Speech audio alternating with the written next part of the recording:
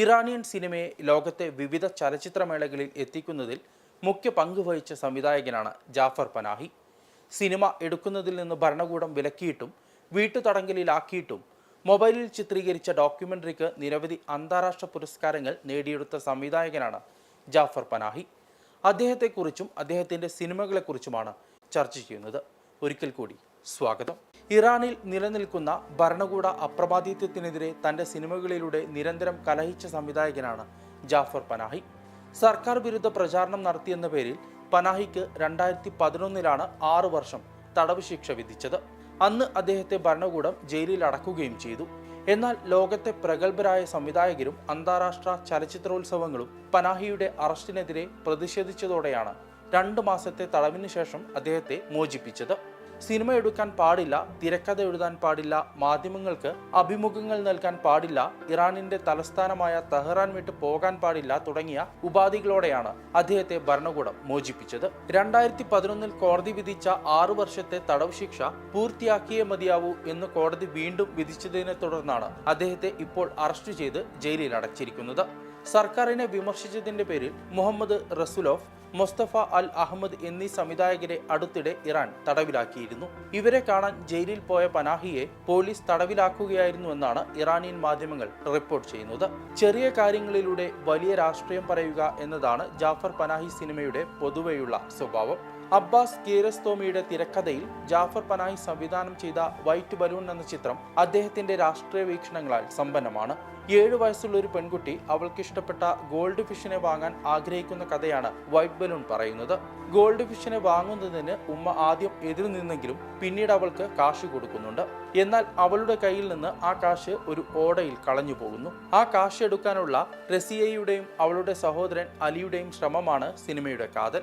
വളരെ ചെറിയ കഥയാണെങ്കിലും Abbas കിയാറോസ്തമിയുടെ എഴുത്തിലെ magic കൊണ്ടും പനാഹിയുടെ കൈയടക്കമുള്ള സംവിധാനം കൊണ്ടും ലോകോത്തര സിനിമയായി മാറുന്നുണ്ട് വൈറ്റ് ബലൂൺ. സഹവർത്തിത്വത്തിന്റെ രാഷ്ട്രീയമാണ് ഈ സിനിമയിലൂടെ പനാഹി പറയുന്നത്.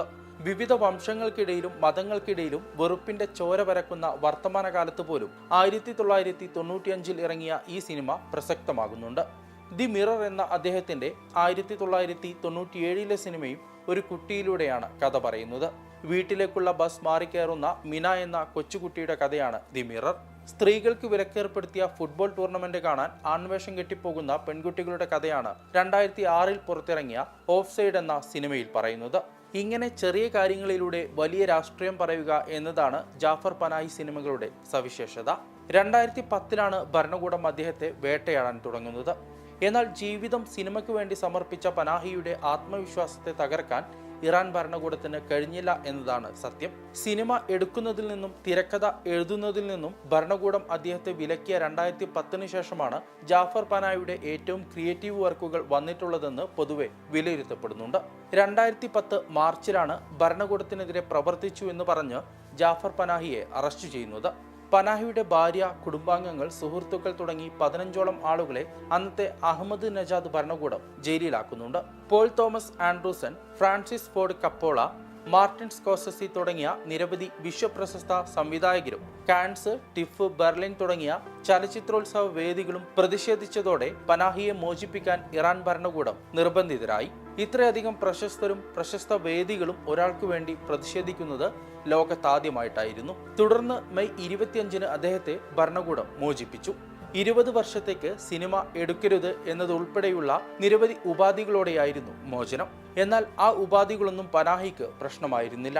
2011 വീട്ടുതടങ്കലിൽ ആയിരിക്കെ മൊബൈലിൽ ചിത്രീകരിച്ച് this is not a film എന്നൊരു ഡോക്യുമെന്ററി അദ്ദേഹം പുറത്തിറക്കി. പുറത്ത് കാവൽ നിന്നിരുന്ന പോലീസിന്റെ കണ്ണുവെട്ടിച്ച് ജോലിക്കാരന്റെ കയ്യിൽ ഒരു കേക്കിനകത്താക്കിയാണ് ഡോക്യുമെന്ററി അടങ്ങിയ മെമ്മറി കാർഡ് പനാഹി പുറത്തെത്തിക്കുന്നത്. പുറത്ത് കാത്തുനിന്ന് കേക്കിൽ നിന്ന് മെമ്മറി കാർഡ് എടുത്ത് അദ്ദേഹത്തിന്റെ സുഹൃത്ത് ആ ഡോക്യുമെന്ററി ലോകപ്രശസ്ത ചലച്ചിത്രോത്സവ വേദിയായ കാൻസ് ഫിലിം ഫെസ്റ്റിവലിലേക്ക് അയച്ചു. കാൻസിൽ പ്രദർശിപ്പിക്കപ്പെട്ട documentary Toronto, Sao Paulo, New York, Dubai തുടങ്ങിയ നിരവധി ഫിലിം ഫെസ്റ്റിവലുകളിൽ മത്സരിക്കുകയും നിരവധി പുരസ്കാരങ്ങൾ വാങ്ങിക്കൂട്ടുകയും ചെയ്തു. ആ വർഷത്തെ ഓസ്കറിൽ ബെസ്റ്റ് ഡോക്യുമെന്ററി ഫീച്ചർ അവാർഡിലേക്ക് ഷോർട്ട് ലിസ്റ്റ് ചെയ്യപ്പെട്ട 15 ഡോക്യുമെന്ററികളുടെ കൂട്ടത്തിൽ this is not a film എന്ന ഡോക്യുമെന്ററിയും ഉണ്ടായിരുന്നു. 2015 പനാഹി സംവിധാനം ചെയ്ത ടാക്സി ടെഹ്റാൻ എന്ന സിനിമയും ലോക പ്രശസ്തമാണ്. സിനിമ എടുക്കുന്നതിനും ടെഹ്റാൻ വിട്ട് പുറത്തു പോകുന്നതിനും വിലക്കുള്ളതുകൊണ്ട് ഒരു ടാക്സിയിൽ ക്യാമറ ഒളിപ്പിച്ചു വെച്ച് ചിത്രീകരിച്ച സിനിമയാണ് ടാക്സി ടെഹ്റാൻ. ഡ്രൈവർ വേഷത്തിൽ പനാഹി ടാക്സി കൊണ്ട് ടെഹ്റാൻ പട്ടണത്തിലൂടെ ചുറ്റുകയായിരുന്നു. ടാക്സിയിൽ കയറുന്നവരുടെ ദൃശ്യങ്ങൾ ഉപയോഗിച്ചാണ് പനാഹി ടാക്സി ടെഹ്റാൻ എന്ന സിനിമ ഉണ്ടാക്കിയത്. അതായത് ഈ സിനിമയിൽ പനാഹി അല്ലാത്ത ആരും അഭിനയിച്ചിട്ടില്ല. എല്ലാവരും ഒറിജിനൽ യാത്രക്കാരായിരുന്നു. മികച്ച സിനിമയാണ് ടാക്സി ടെഹ്റാൻ. ഈ ചിത്രം 65ാമത് ബെർലിൻ ഫിലിം ഫെസ്റ്റിവലിൽ മത്സരിക്കുകയും ഗോൾഡൻ ബിയർ അവാർഡ് കരസ്ഥമാക്കുകയും ചെയ്തു. ടെഹ്റാൻ വിട്ട് പുറത്തു പോകാൻ വിലക്കുള്ളതുകൊണ്ട് ടാക്സി ടെഹ്റാൻ എന്ന യഥാർത്ഥ സിനിമയിൽ പ്രത്യക്ഷപ്പെടുന്ന പനാഹിയുടെ അനന്തരവൾ ഹന സയീദിയാണ് അവാർഡ് ഏറ്റുവാങ്ങിയത്. ഇങ്ങനെ വേട്ടയാടലുകൾക്കിടയിലും തന്റെ പ്രതിഭ തെളിയിച്ച വ്യക്തിയാണ് 62-കാരനായ ജാഫർ പനാഹി.